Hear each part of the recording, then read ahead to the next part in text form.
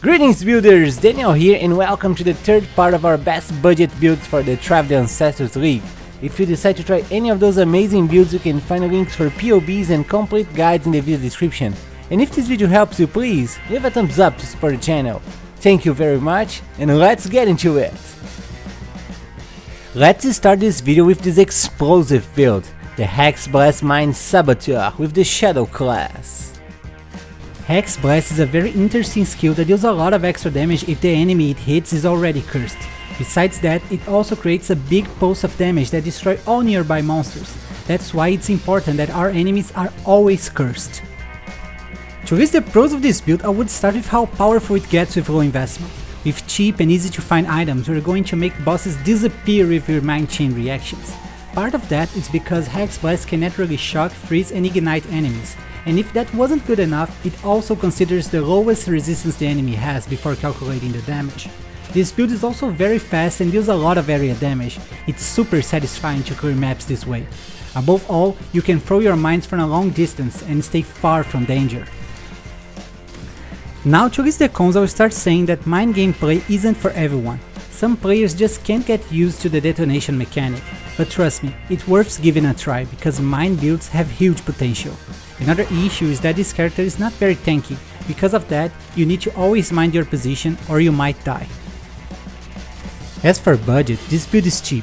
You can get it destroying early endgame maps with only around 70 chaos. To comfortable advanced 3 yellow maps, I recommend investing around 150 chaos, and for easily completing your atlas, I recommend investing around 4 divines.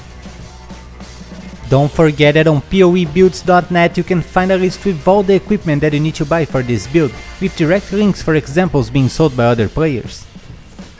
You only need one mandatory unique item for this build, the Profane Proxy Ring that causes one of your Skitter bots to have a curse aura. This way, the enemies you hit with your Hex Blast are always going to trigger the big area damage, increasing a lot your clear speed. For clear speed, I'll give this build 9 out of 10.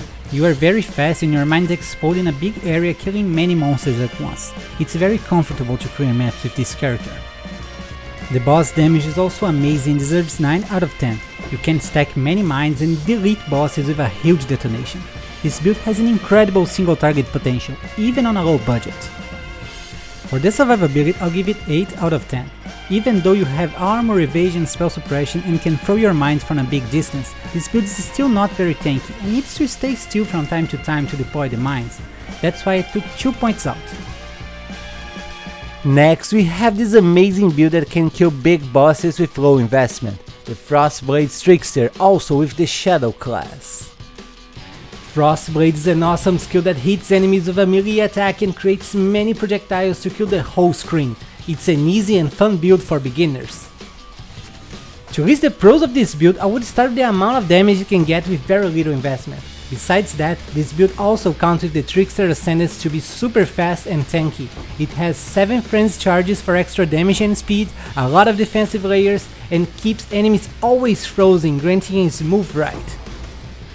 Now to list the cons, the first thing that comes to mind is that claws have a small range and it's hard to get extra range on the side of the passive tree you use. Because of that, we always have to be very close to bosses, which is a vulnerable position, but don't worry, they are going to be frozen most of the time. As for budget, this build is not expensive at all. You can get it destroying early in-game maps with only around 80 chaos. To comfortable advanced 3 yellow maps, I recommend investing around 150 chaos, and for easily completing your atlas, I recommend investing around 4 divines, but you can totally do it with less. You only need 2 mandatory unique items for this build. The first and most important is the Heat Shiver Helmet that grants over 100% of your cold damage as extra fire damage against frozen enemies. This not only grants a huge amount of damage but also triggers our Trinity. Next, we also need the Yoke of Suffering Amulet that causes all of our elemental damage to shock. This way our enemies are going to take a lot more damage. For clear speed, I'll give this one 9 out of 10. As mentioned before, you have 7 Frenzy charges and a huge effect of Elusive that grants this build a lot of extra movement speed. Besides that, Frostblades can also kill a lot of enemies at once. The boss damage is also amazing and deserves 10 out of 10. With very little investment, you are going to turn bosses into popsicles and kill them in less than a second. It's just incredible. For the survivability, I'll also give it 9 out of 10. This build has over 100,000 effective HP because of high armor, evasion, spell suppression, fortify, and even a trickster buff that causes you to take 40% less damage. Above all of that, your enemies are going to be always frozen, so it will be hard for you to die.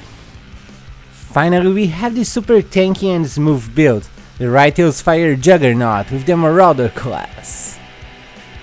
Here you can use all the tankiness and life regeneration from Juggernaut to easily sustain the Rytale's Fire damage and just walk your way through the end game.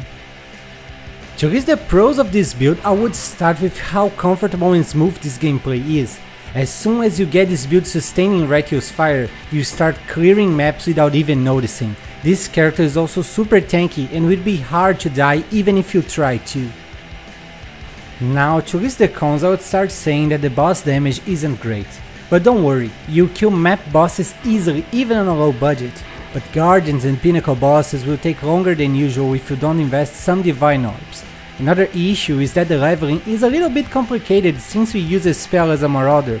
But if you follow closely the steps from the leveling section on the complete guide, you won't have a problem. As for budget, you can get it destroying early in the game maps with only around 105 chaos, but if you follow the crafting tips on the complete guide, this can get a lot cheaper. To comfortably advance to yellow maps, you need to invest around 150 chaos, and for easily completing your Atlas, I recommend investing around 4 divines, mostly on your survivability. You need 2 mandatory unique items for this build. The first are the Legacy of Fury boots. They escort nearby enemies and cause them to explode for an amazing clear speed. Those boots might be a little bit expensive during the first days of a new league, but don't worry, you'll be fine playing without them until the price drops. The other mandatory unique is the Immortal Flash belt. This one grants a huge amount of life regeneration and even a great armor buff.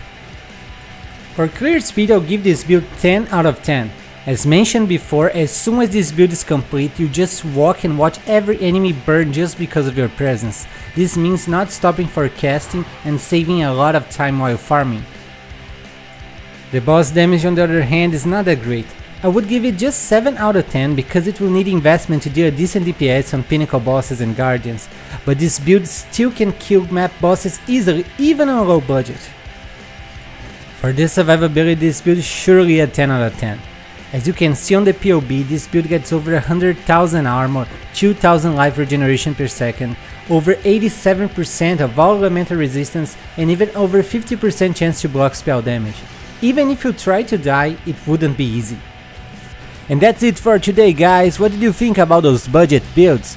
Please take a second to tell me in the comments and leave a thumbs up to support the channel. I wish you guys an amazing day, and don't forget to keep building!